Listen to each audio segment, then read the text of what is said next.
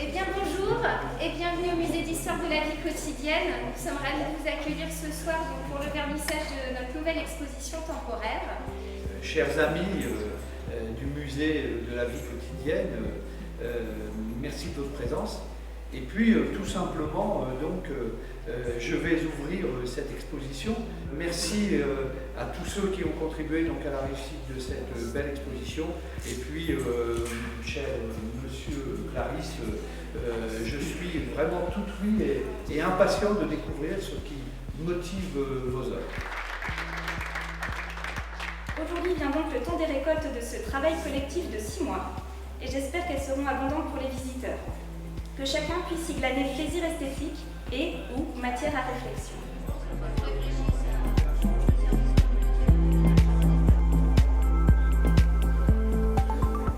Ça y est, la nouvelle exposition temporaire a enfin ouvert ses portes. Sur le thème des travailleurs de la Terre, ce sont les œuvres de Bernard Clarisse qui sont exposées dans le musée d'histoire de la vie quotidienne.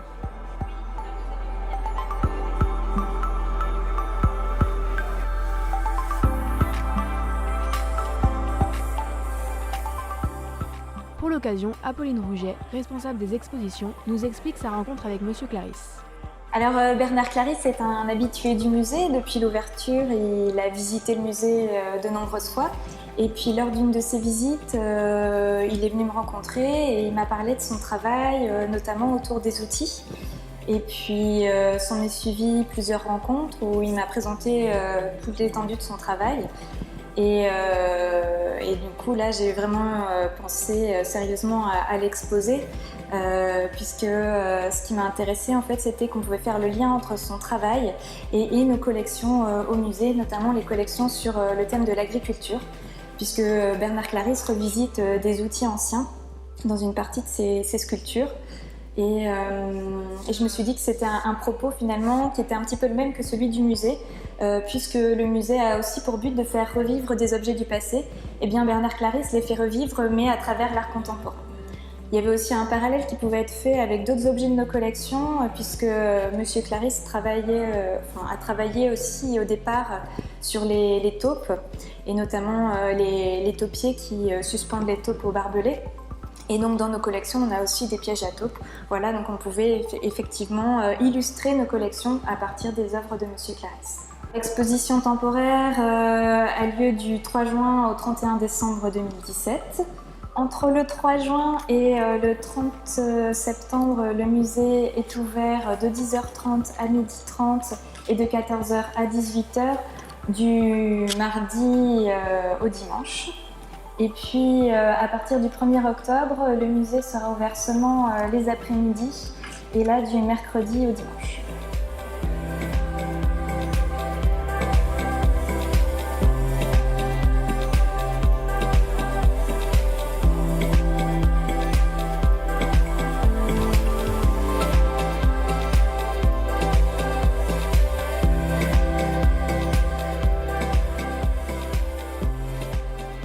Bonjour à tous et à toutes, bienvenue dans notre émission Face à Face. Aujourd'hui, nous allons vous présenter la nouvelle exposition temporaire du musée d'histoire de la vie quotidienne.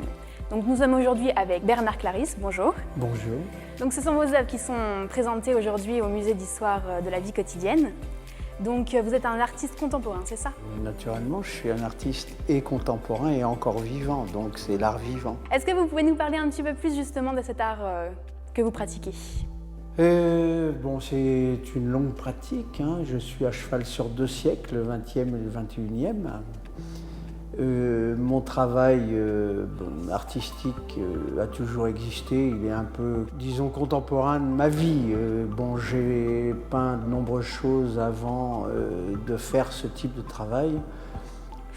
Un peu comme un roman d'apprentissage, je suis passé par des paysages, par la peinture abstraite, par des choses plus surréalistes, même assez proches du surréalisme et de la figuration narrative.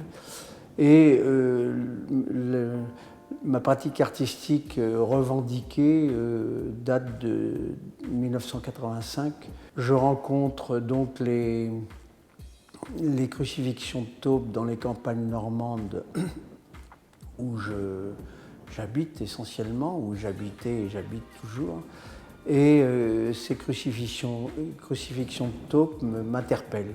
Et comme par un don des dieux, je rencontre un texte, chapitre consacré à Asclépios dans les dieux de la divinité, enfin les dieux de l'Antiquité, un texte de l'évêque et ses chants, établissant le lien entre la taupe et le dieu taupe dans la Grèce antique au VIe siècle avant Jésus-Christ.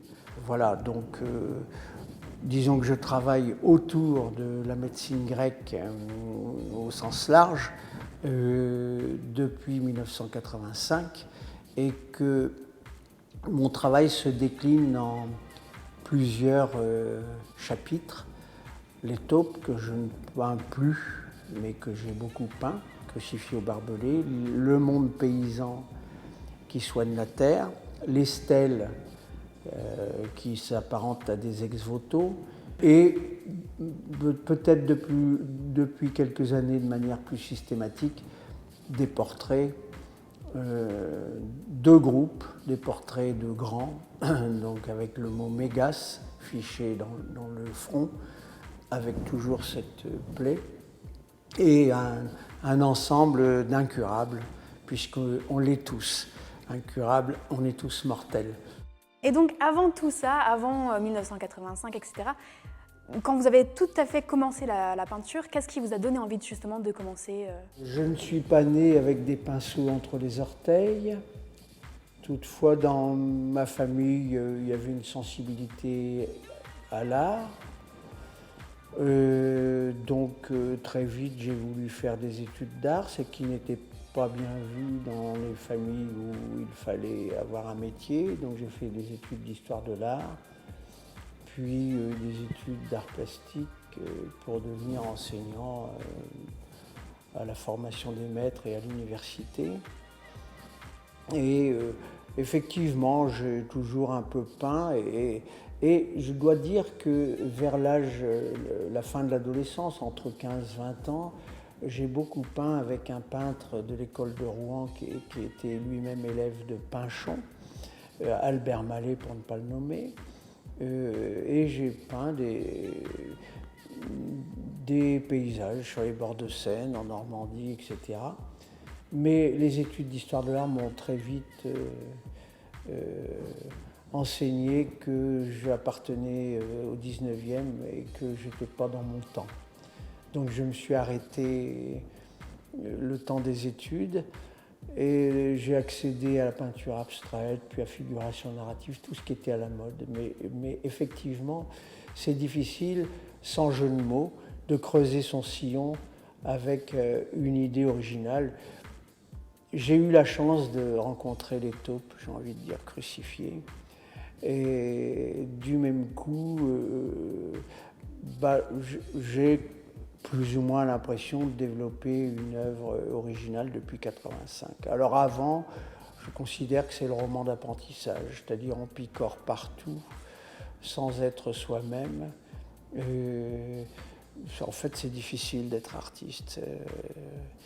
C'eût été plus confortable de peindre des paysages, le port de Dieppe et des fleurs. Je suis très heureux d'exposer dans ce musée parce que j'aime beaucoup les musées en général et les musées d'art et tradition populaire. Cette partie de mon œuvre, à savoir la représentation du monde rural, avec une connotation symbolique, mythologique, un rapport à la mythologie, tout ça raconte des histoires et ça fait en même temps revivre les outils, les objets anciens. Donc ça me paraît normal d'être dans ce musée. Alors l'exposition présentée au musée de Saint-Martin-en-Campagne est très cohérente parce qu'elle cible un sujet très cohérent, les travailleurs de la terre. Ils sont présents sur beaucoup d'œuvres, ainsi que les taupes, bien sûr.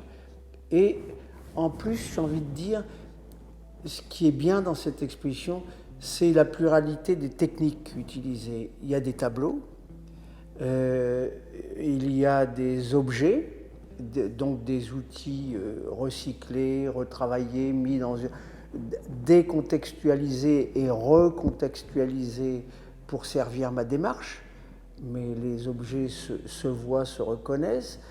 Il y a des clins d'œil aux croûtes anciennes.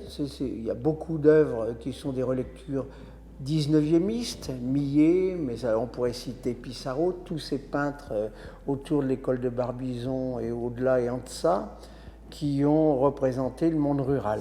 Mais Courbet, Millet, bien sûr, sont de grandes références pour moi, d'abord d'excellents peintres et des thématiques qui me touchent beaucoup. Donc ici, c'est une exposition plurielle où le public, j'espère nombreux, verra des peintures, des objets, des canevas recyclés qui sont des choses qu'on considère comme étant, kitsch. Il y a des dessins, il y a donc une pluralité de techniques. Donc ça va permettre au public de voir des choses très variées tout en gardant une cohérence en rapport avec la collection du musée. Aujourd'hui, sur le thème de l'exposition, auriez-vous une œuvre favorite dont vous aimeriez parler? Oui, bien sûr, il y a une œuvre qui me touche beaucoup,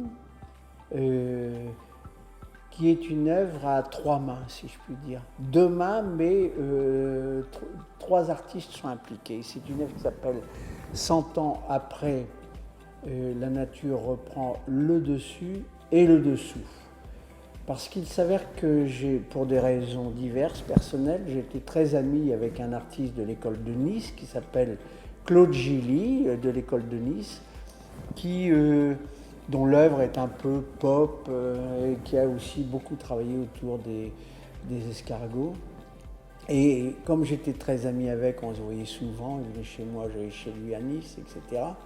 Et j'ai proposé à Claude Gilly donc de reprendre l'œuvre à la dimension, l'œuvre de Martial Reis, aux mêmes dimensions, de recopier le motif. Et Claude est intervenu en mettant des gastéropodes, des escargots moulés en plastique, d'ailleurs j'ai toujours ces moulages, sur l'œuvre. Donc 100 ans après, c'est le titre originel de l'œuvre de Martial Reis. La nature reprend le dessus, les escargots de Claude Gilly, et le dessous, moi travaillant sous terre, étant plutôt un animal chtonien de la terre. Et thématiquement, cette œuvre, elle est un résumé de beaucoup de choses. Parce que j'ai dit, il représente un paysage idyllique, l'Éden, Adam et Ève dans un paysage avec un tracteur, comme si c'était aujourd'hui le bonheur. Mais quand on regarde le motif représente une vanité. C'est-à-dire que la silhouette du paysage représente une vanité sur fond blanc. Et cette vanité, forcément je l'ai reprise, et en faisant mon cheminement, ça fait la coquille de l'escargot et le muscle de l'escargot.